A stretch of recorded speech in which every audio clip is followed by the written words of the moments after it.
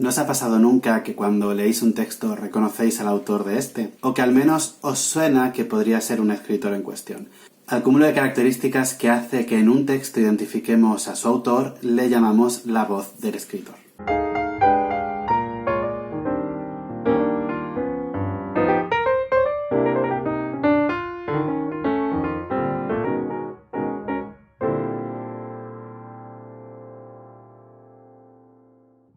Es triste, pero jamás comprenderé las aspirinas efervescentes, los Alka-Seltzer y las vitaminas C. Jamás comprenderé nada efervescente, porque una medicina efervescente no se puede tomar mientras efervesce, puesto que parte de la pastilla se te pega al paladar, y qué cosquillas, por lo demás totalmente desprovistas de propiedades terapéuticas. Si en cambio se la toma uno una vez que ha efervescido, ya no se ve para qué sirve que sea efervescente. He leído mucho los prospectos que acompañan a esos productos sin encontrar una explicación satisfactoria. Sin duda la hay, pero para enfermos más inteligentes. ¿Sabríais reconocer de qué escritor es este texto? ¿O a quién pertenece este otro?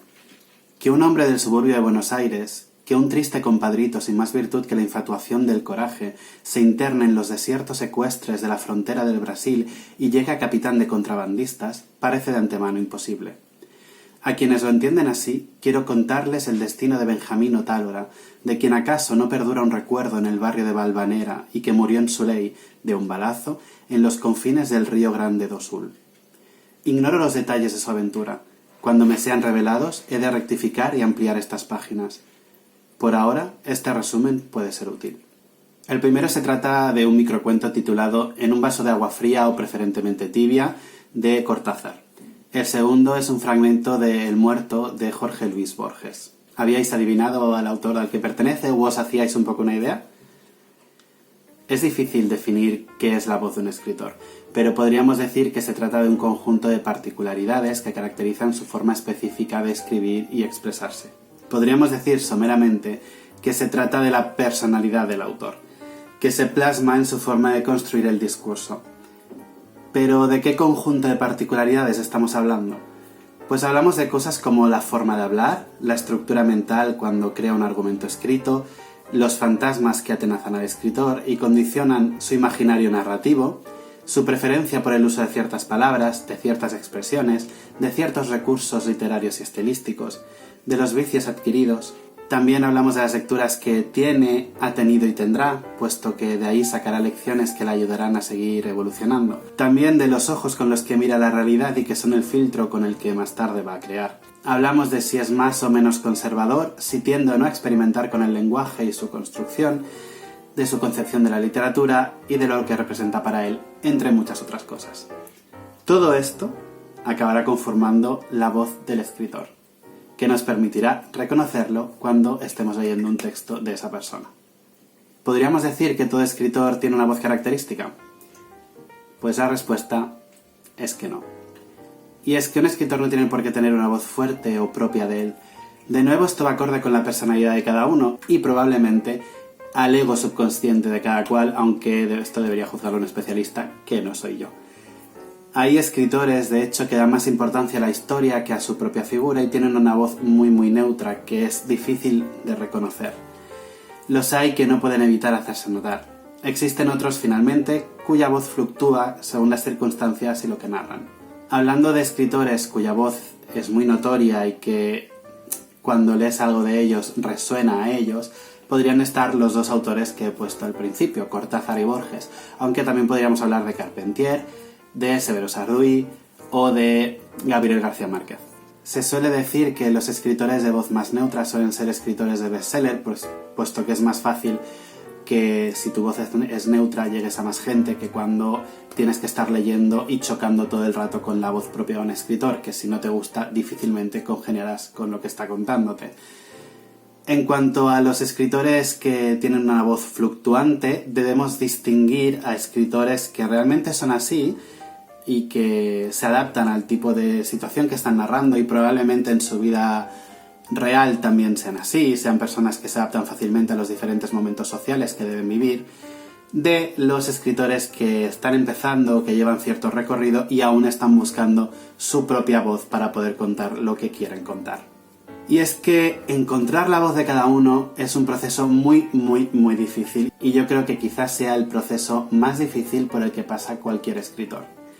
Requiere mucho recorrido, mucho esfuerzo y mucho escribir.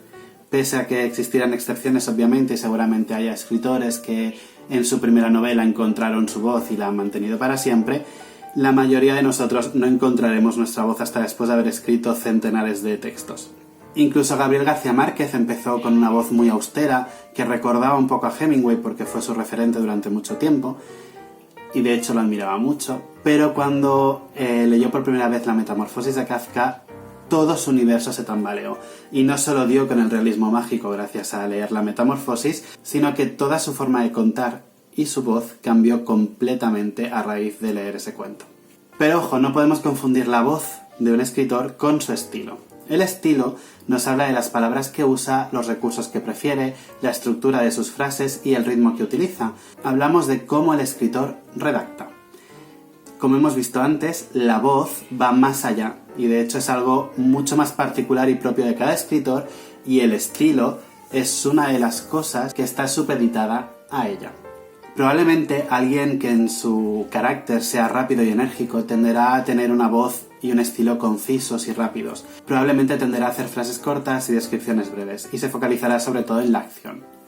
Si alguien está particularmente obsesionado con la belleza, por ejemplo, como uno de sus fantasmas recurrentes en su obra literaria, y aquí pienso por ejemplo en Yukio Mishima, seguramente usará frases mucho más largas, describirá con detalles, explayará en los detalles, hará hincapié en lo que él cree que son las claves que otorgan belleza a la visión que está describiendo, y probablemente su narración sea mucho más pausada.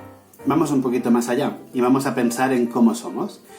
Los hay que cuando están tristes se regodean en este sentimiento de tristeza y necesitan regodearse en ello. Se ponen música deprimente, se regalan viendo fotografías que les reaviven ese sentimiento doloroso, necesitan hundirse para luego remontar y salir adelante.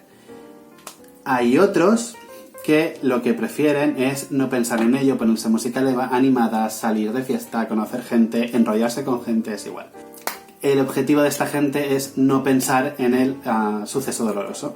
Forzosamente, estos dos tipos de personas que son tan diferentes no ven la vida del mismo modo, y con toda seguridad su voz no será la misma, siempre y cuando estén escribiendo de forma genuina y no estén pretendiendo copiar la voz de otra persona.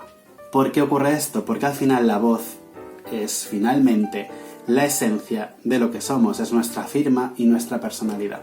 Encontrar la voz de un escritor es, para el escritor, un proceso largo y arduo, en el que aprender e interiorizar a nuestros referentes es también uno de los pasos importantes, pero también lo es conocernos a nosotros mismos, y quizá esto sea lo más importante, y darnos la posibilidad de expresarnos libremente. Tras mucho escribir, tras mucho analizarnos y tras mucho reflexionar, llegaremos a encontrar esa voz con la que nos sintamos a gusto y que nos caracterice en nuestras obras. O quizá todo acabe sin que hayamos podido encontrarla. Pues hasta aquí el vídeo de hoy, espero que os haya gustado, espero que lo hayáis encontrado útil. Si es así, dadle un pulgar arriba y compartid este vídeo con la gente que creáis que pueda estar interesada en verlo. ¿Qué pensáis vosotros de la voz? ¿Creéis que es importante? Dejadme en vuestros comentarios vuestra opinión y yo estaré encantado de poderlo leer y debatir con vosotros. Si eres nuevo en el canal, te invito a que mires otros de mis vídeos. Si te gustan y te quieres quedar, suscríbete y dale a la campanita para que YouTube te avise de los vídeos que vaya subiendo próximamente. Como siempre, os dejo aquí abajo tanto mi dirección de correo electrónico por si queréis contactarme, como también el enlace al club de lectura asiático que tengo con Jesús. También encontraréis mis direcciones de Twitter, Instagram, a mi libro de Amazon y el relato que colgué en Wattpad por si queréis echarle un ojo. Y nos vemos la semana que viene. ¡Chao!